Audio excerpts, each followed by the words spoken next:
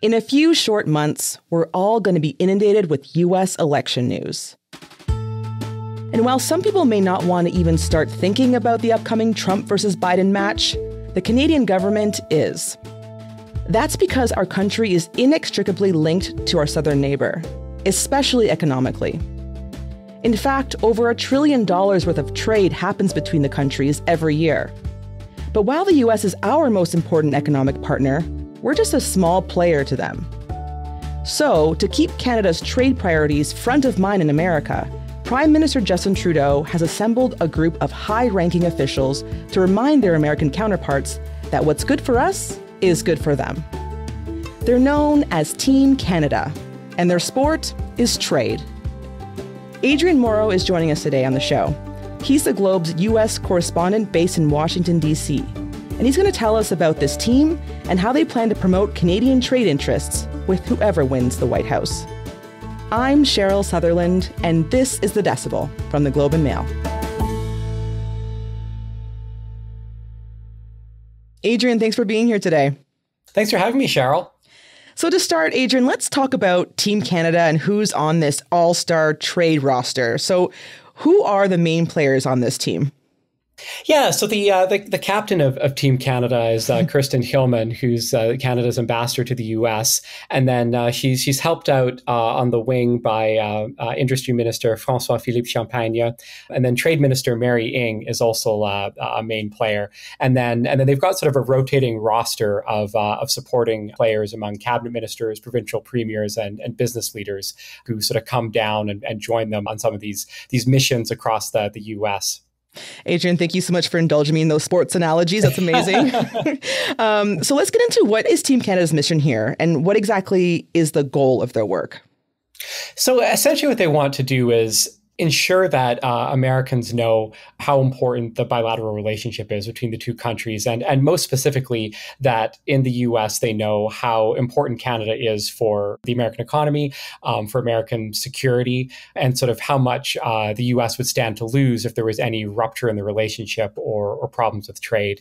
And the entire reason that they're doing this is because there's a very good chance that Donald Trump might win the presidential election later this year, and there's a worry that they might, as they did in 2016 when they did not anticipate Donald Trump winning, that they might be sort of caught on their back heel if he does get in. So this is sort of meant to preempt that.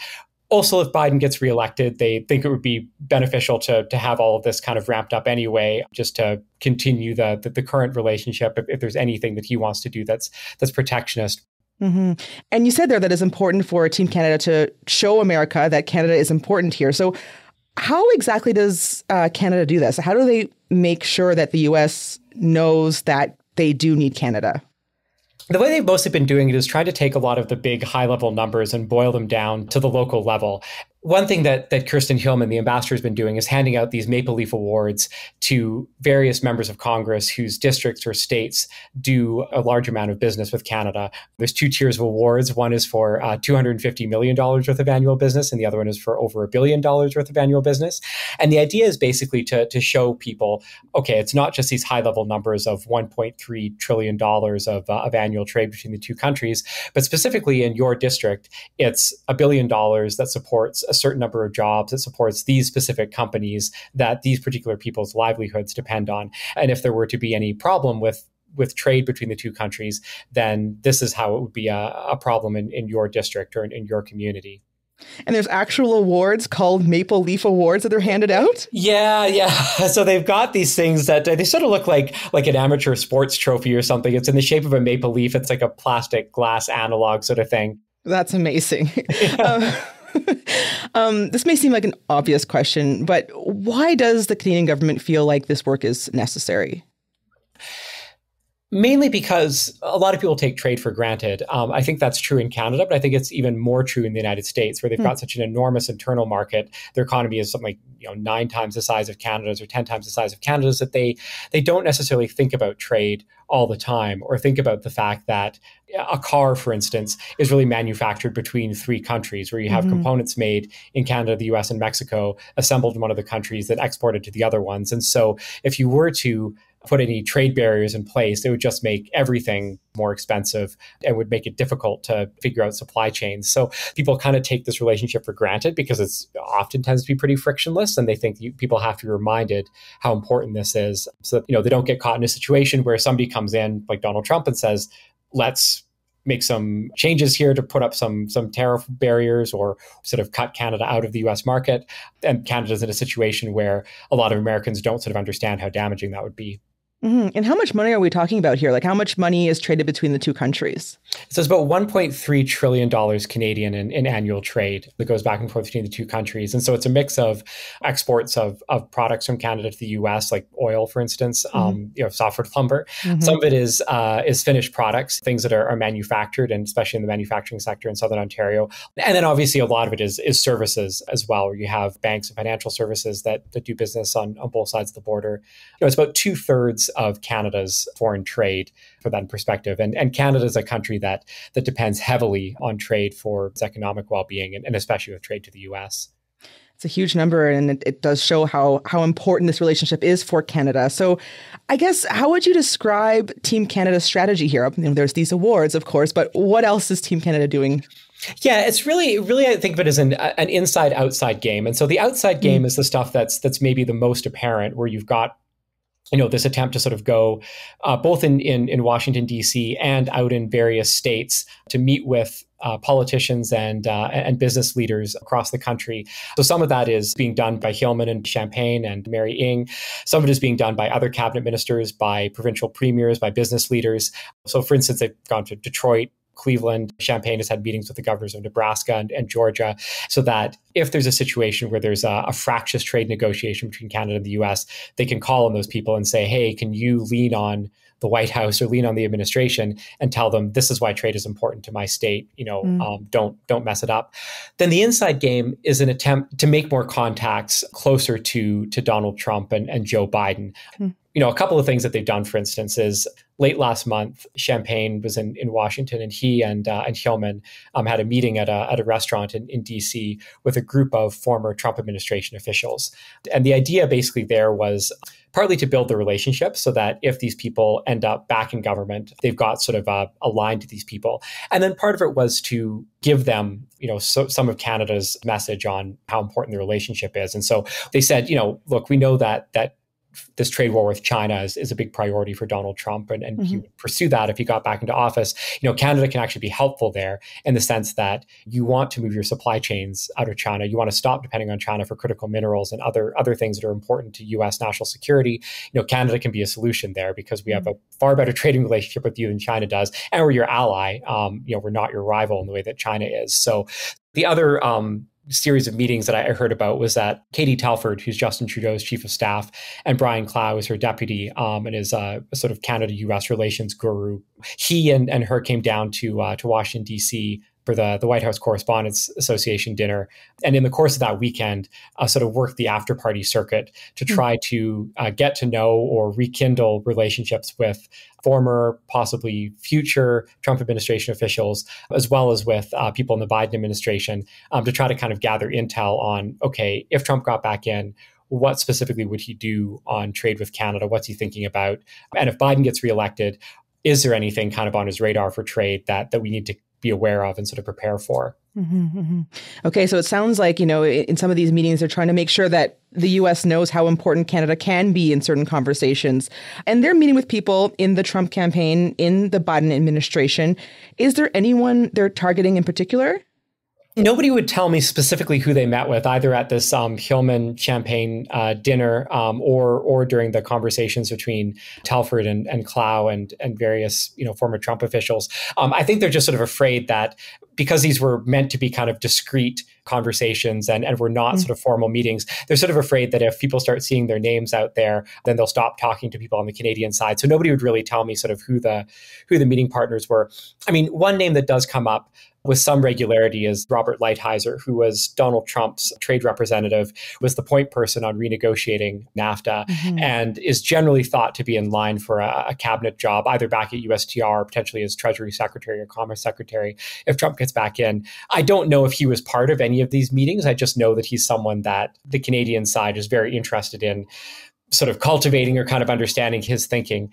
And because he, ultimately they were able to make a deal on NAFTA, and it sort of worked out, but he has sort of subsequently expressed some misgivings. He wrote a memoir last year where he expressed some misgivings about how he felt that the Canadian side was too tough during the NAFTA renegotiations and, wouldn't play ball with him enough. And ironically, actually, he was very angry in that memoir that the Canadians previously did something similar, where they kind of tried to cultivate these relationships outside of Washington to then put pressure on the administration. But they know, the Canadians are well aware that he's going to be a big player. And there was a business group on the Canadian side that brought Lighthizer in for a paid speech at their meeting in Calgary. But basically, it looks like some of these industry leaders are also trying to sort of get a line on what Donald Trump might potentially do via Lighthizer. So he's someone everyone's interested in knowing the thinking of, but I'm not sure how much they know at this point.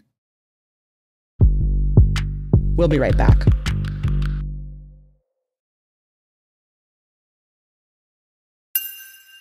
So, Adrian, we talked about this inside-outside strategy, which I have to say sounds somewhat familiar. You've kind of talked about this a little bit here, but it's reminded me of Trump-Trudeau 1.0. So can we go back in time for a moment and talk about when exactly this quote-unquote Team Canada strategy really became a thing?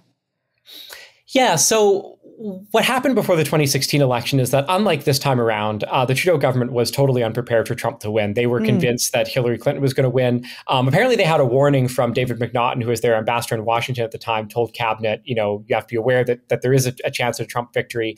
But apparently, they didn't really take any steps to sort of prepare for it. And so, morning after they woke up with Donald Trump having won, they sort of put this kind of inside-outside type strategy together. And so part of it, and maybe the part that became the most famous, was members of Trudeau's inner circle sort of identified people in Trump's inner circle that they then sort of tried to cultivate. And so Gerald Butts, kind of established a rapport with Steve Bannon. Katie Telford kind of struck up a good sort of relationship with Jared Kushner. And they sort of tried to use these back channels to get a better read on Trump's thinking and to sort of shape, they hoped anyway, so they shaped the conversation within the White House. And then they also activated this broader kind of Team Canada outside game, where, similar to what they're doing now, but on an even larger scale, they dispatched a whole bunch of politicians and premiers and business leaders into the US to sort of try to build these relationships and then get people, especially Republicans in red states, to sort of advocate for them to the Trump administration and say, hey, trade's important to my state, don't blow up NAFTA. It did seem to work fairly well for them. There was, the maybe most obvious example, because it was so contained, was there was a point very early in the Trump administration where a couple of advisors, I believe it was Bannon and Peter Navarro, had drafted a executive order for him that would have withdrawn the U.S. from NAFTA, or would have at least started a countdown clock to an American withdrawal. And the Canadians found out that this had happened, that this executive order had been drafted, but Trump had not yet signed it. And they sort of went into this, this kind of 5-alarm fire where they were phoning people within the White House to try to get this stopped. And then they also activated all these contacts on Capitol Hill, elsewhere in the administration, and in the States and U.S. industry to all sort of bombard the White House with pleas for Donald Trump not to do this. And the famous story is that Sonny Perdue, the agriculture secretary, went in and kind of made a presentation to Donald Trump where he said, okay, here's all the agricultural products that we export from the U.S. into Canada, into Mexico. If you pulled us out of NAFTA, here's why it'd be so bad for all these farm states that tend to vote Republican that all voted for you. And by the end of the day, Donald Trump decided not to do it, that he would just go ahead and do a NAFTA renegotiation without this sort of threat of withdrawing imminently. So yeah, like you said, the strategy seems to have worked. And I guess it does make sense then why the government would re-up this strategy today. But I'm just wondering, does it matter if the U.S. already knows this playbook? It's true that they're not starting from fresh. Like they basically are going to be starting in a place where anybody who's in the White House knows that this is what happened last time. If Donald Trump gets back in, he's going to know. And certainly if Lighthizer in cabinet, he's going to know that this is the sort of thing that's previously happened. But I think they still see it as their best play, because they feel that even though Donald Trump has definitely brought more of the Republican Party along with his kind of economic nationalism and his idea that, tariff barriers are great, that trade is pretty zero sum, and that there should be more protections, built up around the U.S. economy and perhaps less trade, that a lot of Republicans fundamentally still don't agree with that. And certainly people in business don't agree with that for the most part. And then on top of that, there's this kind of messaging around China and trying to sort of say to Donald Trump, like, okay, USMCA was your legacy. You did this renegotiation negotiation originally, trade is pretty good now. And so if your primary attempt is to go after China, then Canada's not your enemy. And in fact, it can be helpful if you're trying to move supply chains around to move them to North America. And we can help with that. Okay, I want to come back to the present now and put all of this in the context of the upcoming U.S. election, which is happening in November. Trudeau and Biden are leaders that operate in a more conventional manner, I think it's safe to say, and they're politicians of a similar ilk. But does that mean that Team Canada doesn't have to lobby Biden officials? To a certain extent, yes. It's really two things. I mean, on the micro level, there are trade irritants between the US and Canada with Biden in charge. Pipelines, the obvious one. The Trudeau government very much likes pipelines. Biden revoked the federal permits for Keystone XL on his first day in office, and he has basically refused to intervene to save Line 5, which is a Canadian oil pipeline that the government of Michigan is trying to shut down. The other one is Buy American. I mean, Biden talks a lot about wanting to put more stringent Buy American rules in place. It's not clear that he's actually done anything all that substantive on it, or at least from people I've spoken with, it's a lot of sort of minor tweaking. But even so, it's the kind of thing that people do sort of worry about. Okay, so we talked about Biden. Let's talk about Trump. Has he signaled what might be on his mind when it comes to trade if there's a second term?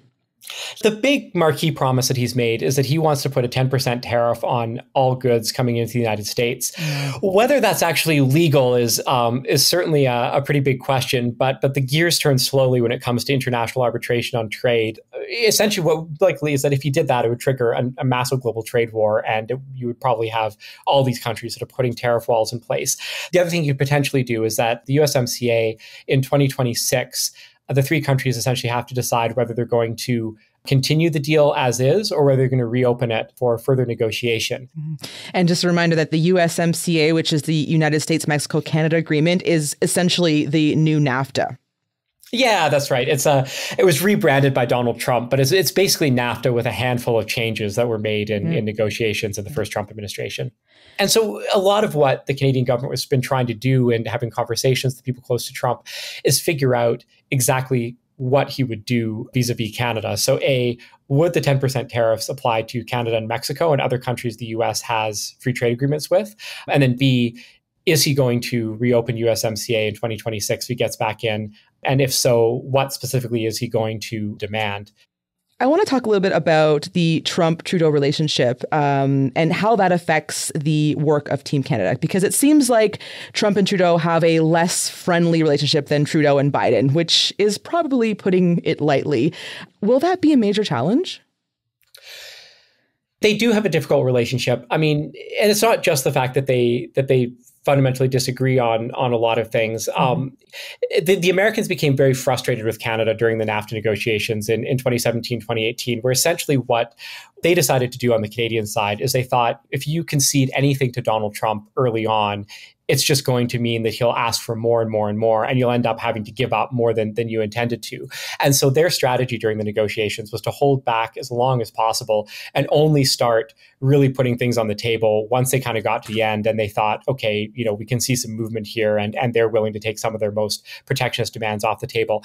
That enraged the Trump people. And I remember hearing that at the time, but I don't think I quite realized until after the fact just how angry they were with the Canadians. And Lighthizer, in his book, he wrote about how he said that, early in the negotiations, he felt like the Canadians didn't really want to talk to him. They only wanted to talk to all these other people across the country that were going to help them pressure the administration to drop its protectionist demands. He recounted, his side of what happened at the G7 summit in Charlevoix, Quebec, in 2018, where he said that Trudeau basically presented Donald Trump with what he called an anemic NAFTA deal. So essentially, I think it was a very limited deal that would have made some provisions on cars, some provisions on dairy, and kind of left everything else untouched. Donald Trump rejected that.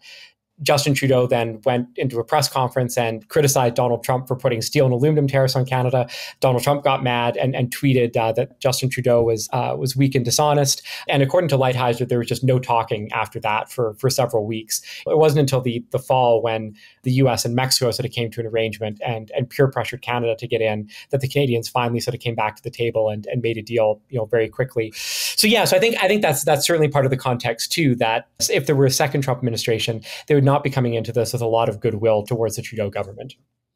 Adrian, to end here, I'm just wondering how worthwhile this approach to diplomacy is when there are so many unknowns coming up in the near future, like who the president will be come November, how long Trudeau will be in power. All of these things could change. So is this Team Canada approach even worth it?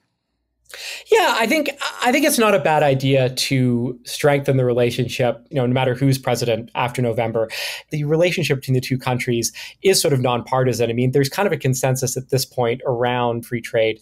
No matter who's in office in Washington, it's not a bad idea to have these relationships. And no matter who is in charge in Ottawa, I would think that a Conservative government or an NDP government would probably do something similar or would want to do something similar in order to sort of keep the relationship working and prepare for the next time any American president wants to bring in some protectionist policies, that there's a plan in place to deal with that.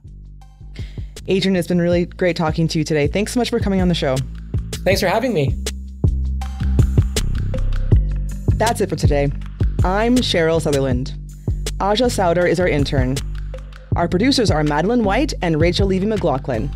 David Crosby edits the show. Adrian Chung is our senior producer, and Matt Frainer is our managing editor. Thanks so much for listening.